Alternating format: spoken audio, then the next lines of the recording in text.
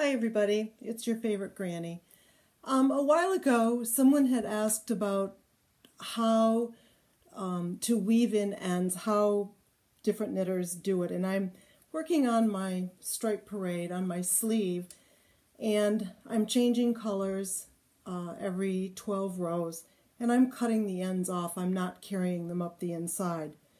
So I'm at a point now where I'm a stripe ahead, and I want to weave in these ends as I go so that at the end I don't have to turn the sleeve inside out and weave in a bazillion ends. So I do this a little differently than a lot of other people. I use a sharp needle. This is not a tapestry needle. It's a long sewing needle with a decent sized eye. And I like to kind of adjust the yarn that I'm going to weave in. I like to look on the right side, and sometimes it can be a little difficult to get it through that eye. I look on the outside, and I'm going to kind of just jiggle this around until I get the stitch on the outside looks nice. And then I'm going to weave this in the direction away from where it was stitched. So in other words, when I added this color, I was then working from right to left. So I'm going to want to do my weaving in from left to right. And I use a W. So I'm going to go on to the back side. I've now got a very sharp needle, and I'm not going to do anything in a straight line. I'm going to do everything on the diagonal. I learned this years ago when doing a lot of needlepoint. And I'm going to just catch a part of the stitches. In other words, I'm going to split these stitches on the inside and take my nice long sharp needle up there. I'm just catching part of the back of those stitches.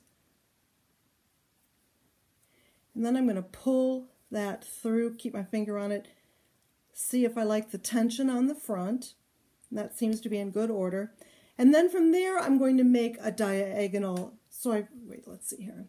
I've made a diagonal coming up. Now I'm going to do the same thing and come down, and then I'm going to go back up again. So I'm making something of a W.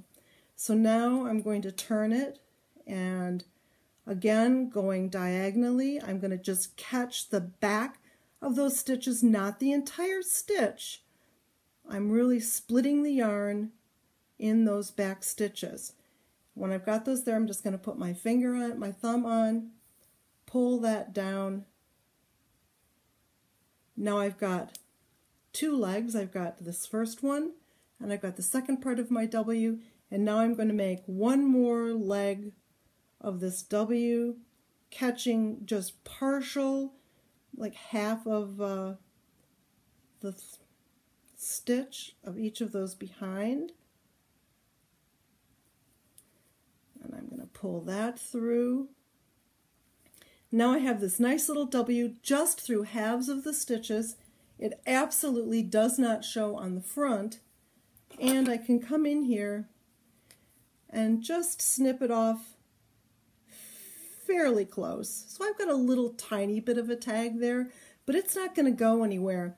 And because this has taken the zigzag in there, it is locked in. I don't have to double back on anything. There, I think you can kind of see that zigzag. So then for my other the other color, I'll go in here and see how I like that. And I'm going to take that one in the opposite direction, thread it through my sharp needle, and this time I'll take it up in the opposite direction of what I did the first one. Going through there, lots of little zigzag. Just make sure that my tension is very even, and then take that W back down.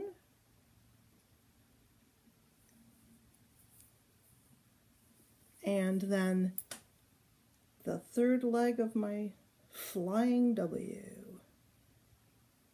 is up there. snip it off. And that's it. They are fully anchored, and I haven't created any raised stitches or any lumps or anything like that. So hope that helps. There you go. Bye.